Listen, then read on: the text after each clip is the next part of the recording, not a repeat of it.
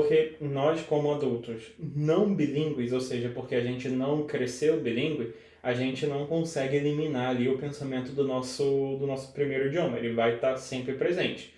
Só que é treinável você pensar em chunks, ou seja, em ideias, para você poder estar se comunicando. Então, quando fala aqui sobre tradução ou pensar em português, é justamente isso de você ser literal, tá bom? Então, vamos lá. O que acontece? Qual é o ciclo aqui que acaba trazendo esses problemas? Você vai pensar em português. Aí, como eu falei, você vai tentar converter palavra por palavra. E isso vai quebrar, porque nem sempre a gente vai ter uma tradução exata. Algumas palavras a gente não tem. E além de pensar em português, você entra no segundo ponto. Ó. Você monta frases longas demais. O português é um idioma que tem uma estrutura mais complexa do que o inglês. Então, quando você tenta transpor isso, é bem complicado. E tem um outro problema também que acaba entrando nessa situação.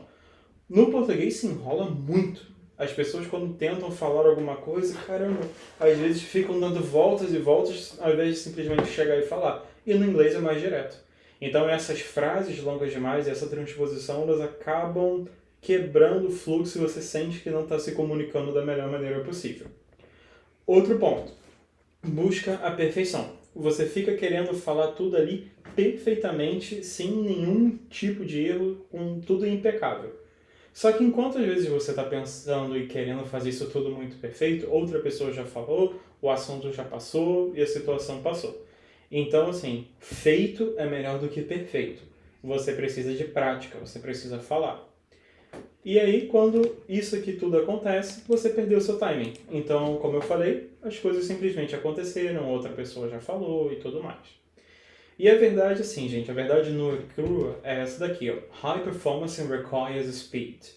Então, alta performance requer velocidade. Não é velocidade só de fala. Não quer dizer que você tem que sair disparando, falando direto. Mas quer dizer que você tem que ter velocidade de pensamento.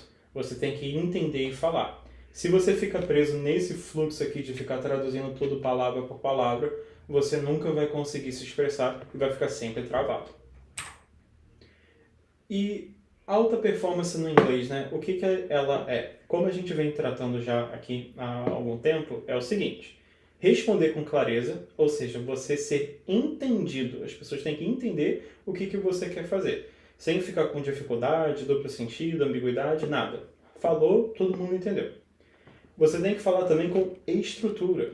Ou seja, as suas ideias elas têm que ter uma lógica por detrás daquilo que você está falando e usando a gramática e tudo mais direitinho para as pessoas entenderem o que você quis dizer. E você tem que saber responder sob pressão.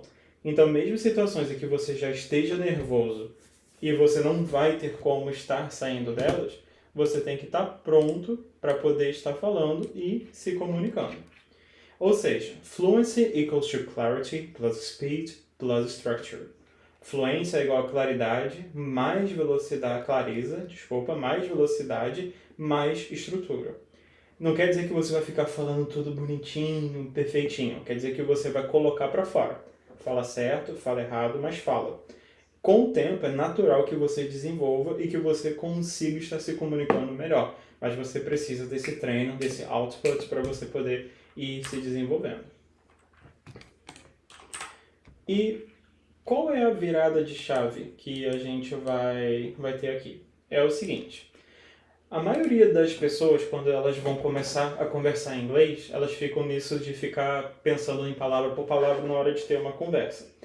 Só que é o seguinte, quando a gente vai conversar e a gente pensa em alta performance, ao invés de trabalhar como se fossem tijolinhos, a gente já chega com um bloco. Então a gente já chega com aquilo ali pronto e a gente fala.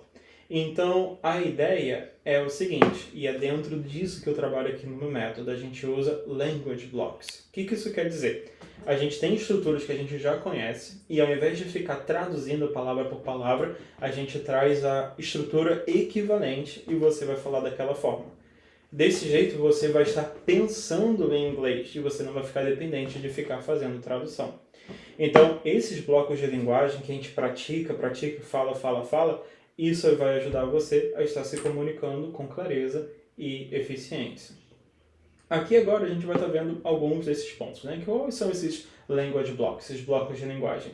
Então, são expressões que a gente já vai entender e vai estar falando. Por exemplo, se eu chegar aqui para você agora, nesse momento, e falar "What's your name?", você não precisa nem traduzir porque você sabe do que eu estou falando. What's your name? Você sabe que eu estou falando, perguntando do seu nome, a gente não precisa traduzir. Porque isso já foi tão falado, tantas e tantas vezes que você já gravou. Então aqui, né? What's your name? What do you like to do? Do you speak English? I don't know. São palavras que já estão e frases que já estão muito marcadas. Então você entende o que está falando. Então, como que a gente vai trabalhar, com essas ideias? Por exemplo, aqui a gente tem alguns blocos de linguagem. Então, você gravar aqui toda vez que você quiser esclarecer uma coisa, você vai falar "What I mean is". E, por favor, repitam e venham falando aqui comigo, tá bom? Então, "What I mean is". Agora, se você quiser direcionar uma atenção para um ponto em especial, repitam, por favor. "The main point is". The main point is. Se você quiser agora introduzir a sua perspectiva, a sua opinião. In my opinion. In my opinion. Agora, quando a gente percebeu que alguma coisa não ficou clara, let me clarify. Repitam, por favor. Let me clarify. E para a gente poder trazer um exemplo prático, from my experience. From my experience. E a gente falaria trazendo aqui nessa sequência. Então, pessoal, vocês veem que isso daqui e a gente falaria trazendo aqui nessa sequência. Então, pessoal, vocês veem que isso daqui, e você, por favor, printem, escrevam, guardem, isso já vai estar te ajudando a estar introduzindo, porque você pode falar isso em reuniões, escrever em e-mails, em relatórios, também em participação de treinamentos e de palestras. Tudo isso aqui pode ser utilizado de várias maneiras diferentes. E a estrutura universal para você poder dar uma resposta, ela sempre vai ser essa daqui, ó. Context, main point, example or next step. Então, o que isso quer dizer? Context. Você vai dar o contexto, vai dar um panorama da sua resposta, do seu ponto de vista. Main point. Você vai falar de forma direta e clara. Example or next step, você vai dar um exemplo concreto do que você está falando ou vai estar indicando o próximo passo. E essa estrutura ela é repetível e ela pode ser utilizada em várias situações diferentes. Vamos ver aqui o primeiro? Então, trabalhando dentro de uma reunião. Então, um bloco de linguagem. Why is the project delayed? Why is the project delayed? Então, eu quero saber o motivo do projeto estar atrasado. Vamos seguindo aqui os 3 pontos para dar razão. Olha só. The main reason is supply delay. We are just in the timeline. We expect to recover next week. Então, aqui falando que o principal motivo é um atraso do fornecedor, que nós estamos trabalhando para poder reorganizar o planejamento e que nós esperamos já estar com tudo organizado na próxima semana. Então, como que ficaria aqui falando direto? Vamos começar da pergunta. Why is the project delayed?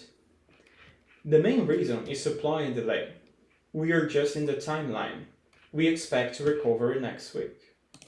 Dessa forma, fica fácil, prático, para a gente poder estar falando, se comunicando e usando aqui os contextos. Vamos para o próximo exemplo? Trabalhamos com reunião. Agora, com entrevistas de emprego.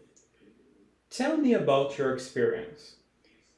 Então, a gente até já tinha falado um tempinho atrás, né, dessa pergunta aqui, que a gente falando sobre uma experiência de trabalho, experiência de vida. Então, aqui, ó, context. My background is in operations. I focus on planning and execution. One result I'm proud of is reducing delivery time by 30%. Então, olha só, aqui eu estou falando que a minha experiência é na parte de operações, meu foco é no planejamento e execução de serviços, e um dos resultados que eu obtive foi a redução do tempo de entrega em 30%.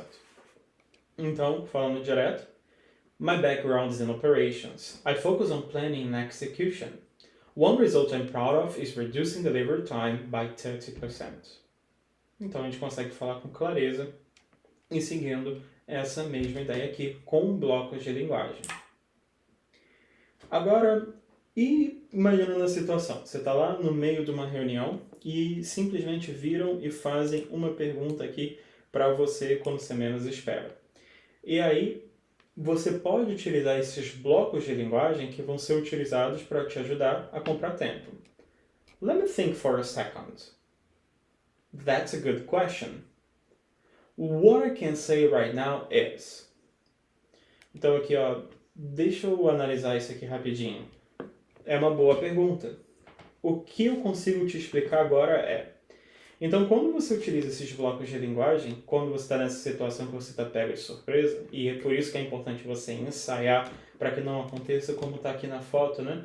Onde o nosso exemplo, ela travou no meio da reunião, ficou com a cara desesperada. Isso aqui te ajuda a parar, analisar e estruturar as suas respostas. E é por isso também que é muito importante que você esteja preparado para as reuniões, como a gente falou há um tempo atrás na nossa aula aqui sobre reuniões. Você está pronto, você se preparar, pensar em possíveis perguntas, tudo isso é muito importante, ok? E outra coisa aqui, essa regra de ouro, esse macete aqui vai ser um game changer, vai mudar o jogo para vocês. Respostas curtas são absurdamente melhores do que respostas perfeitas. Então, por quê? Quando você dá a resposta curta, você é mais direto. Aí entra uma questão também aqui, gente, que é muito importante, que eu gosto muito de falar com os meus alunos, que é sobre cultura. Como eu falei no início daqui da nossa aula, né? O brasileiro, a gente no português, nosso idioma enrola muito. Só que no inglês eles são muito mais rápidos e muito mais práticos. Às vezes a gente acha que está sendo ignorante, mas não está. É porque é da cultura, é do idioma. O idioma ele é mais simples do que o português. Então, quando você dá essas respostas curtas, é muito mais fácil de você estar conversando com as pessoas, elas vão entender e ao invés de você ficar querendo dar aquela resposta muito prolongada, você trata com o assunto. Então, isso é ótimo e o nativo vai gostar de ver que você está fazendo isso também. E como que você pode treinar, né, para poder chegar a essa alta performance, assim como um atleta treina para poder chegar na melhor performance deles? Como que a gente pode treinar o nosso idioma? Então, a gente precisa estar treinando com situações reais, né? Então, primeiro, a gente precisa estar pensando em cenários que vão ser reais na nossa vida, sejam reuniões, entrevistas de emprego, apresentações que a gente tem que fazer, treinamentos, desenvolvimento, briefings e assim por diante. A gente também tem que simular a pressão. Bota tempo. Por exemplo, tem uma pergunta ali, e eu tenho 10 segundos para poder responder a pergunta e não 2 minutos. Isso vai ajudar você também a estar treinando o seu tempo de resposta e ajudando a sua cabeça. Treino diário. Lembra, gente, de 10 a 15 minutos. Eu estou batendo isso na tecla, já tem alguns meses aqui com vocês também. Consistência, com qualidade, esse volume, ele é muito melhor do que você fazer uma vez por semana, 1 hora, 2 horas.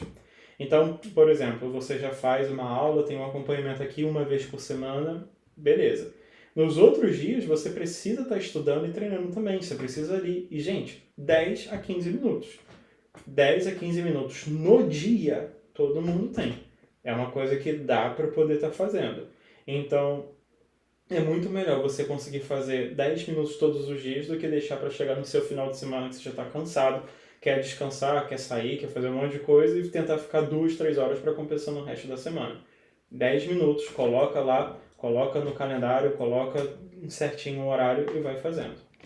E o feedback constante. E o feedback, a gente já falou sobre isso. É você ter um mentor, alguém que vai estar te ajudando e está apontando para você, né, onde que você tem que melhorar, o que você fez e como está sendo. Ou então você pode usar outros meios, como ter algum colega, alguém que você possa estar conversando, ou então até mesmo utilizando a inteligência artificial, como eu já ensinei para vocês aqui outras vezes de estar usando para receber esse feedback.